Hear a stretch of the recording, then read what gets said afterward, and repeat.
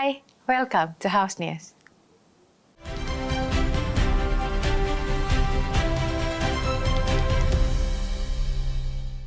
The Hajj supervisory team of the House appreciated the improvements made in the year's Hajj implementation as the pilgrimage showed progress compared to previous years. However, the team emphasized several aspects that still need evaluation to improve services for Indonesian pilgrims. The 2026 Hajj pilgrimage represents an important milestone for Indonesia's Ministry of Hajj and Umrah in transforming pilgrim services. Despite being the first year under a new system and governance structure, the House believes the implementations has shown improvements compared to previous Hajj arrangements. Vice Speaker of the House Cucun Ahmad Syamsu Rizal stated the 2026 Hajj show major and positive progress. However, the Hajj supervisory team highlighted several issues during the 2026 pilgrimage, particularly throughout the peak rituals in Arafah, Musdalifah, and Mina. Pengawasan haji kemarin, ya, saya sudah sampaikan, alhamdulillah kalau kita year on year kita komparasikan, kita harus sampaikan dengan jujur apa adanya, pelaksanaan haji tahun ini sudah melakukan lompatan transformasi yang bagus, ya. Kemudian tetap yang namanya pelaksanaan haji itu yang unpredictable masih banyak, ya. Misalkan ada kejadian, misalkan penampungan di Mina masih belum terpenuhi. Fasilitas yang paling indikator kesuksesan haji itu adalah Arafah, Musdalifah, Mina, masih kita punya catatan. Nanti pasca itu akan dilakukan rapat evaluasi kami, tim MUAS DPR RI dengan stakeholder yang ada, dan kita sampaikan di paripurna pengawasan kita nanti.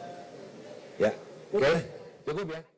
Furthermore, Cucun emphasized the House will continue to strengthen its evaluations and oversights of Hajj implementations through working meetings.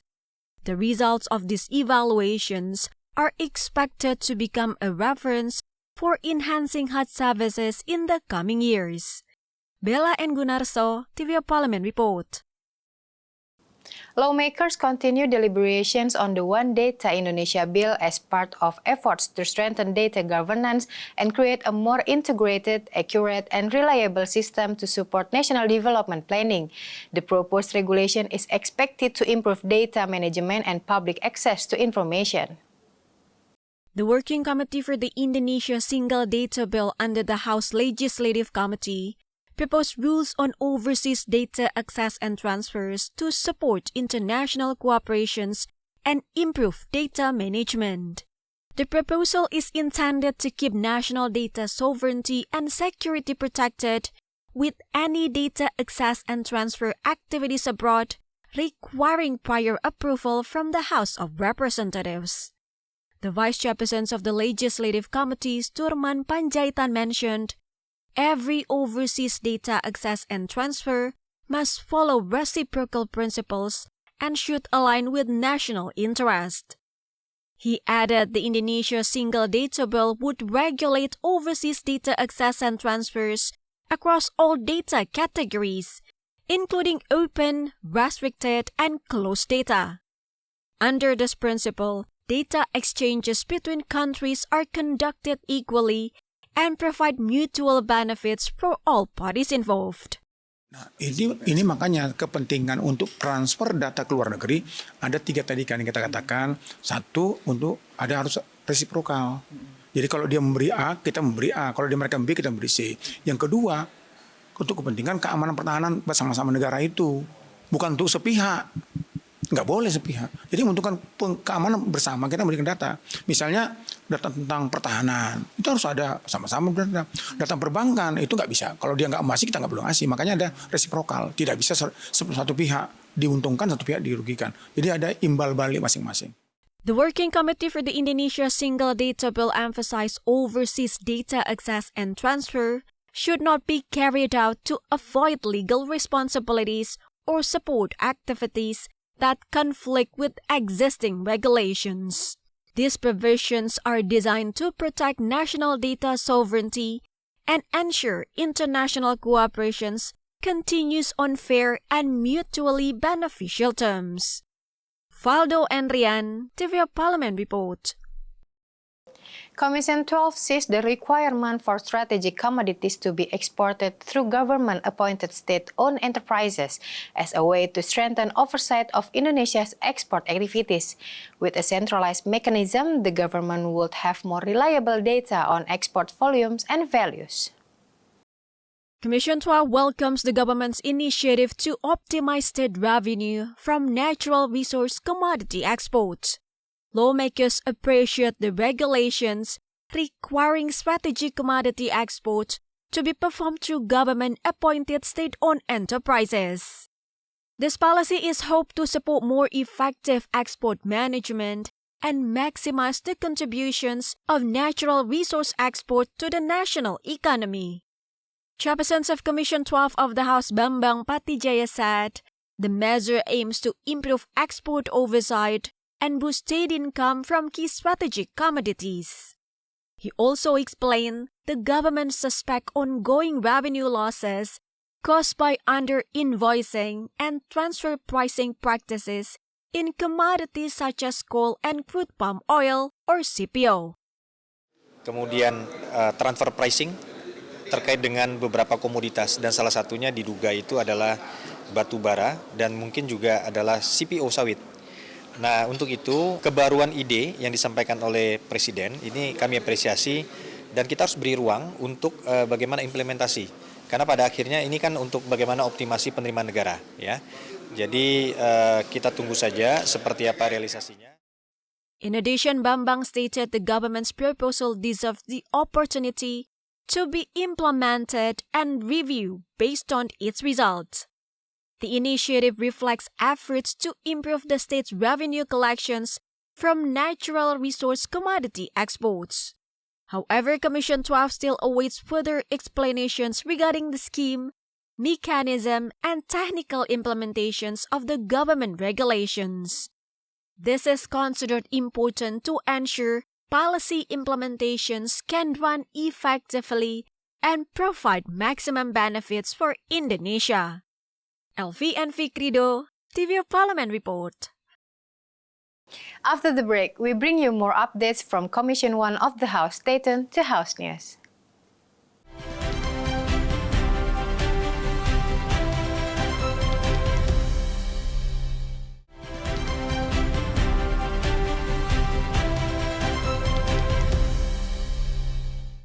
The House and the government continue to accelerate discussions on the cybersecurity and cyber resilience bill in response to the growing number of cyber attacks.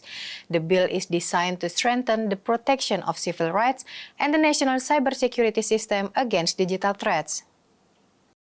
Commission 1 of the House highlighted the urgency of the cybersecurity and cyber resilience bill amid the growing number of cyber threats targeting the public and government institutions.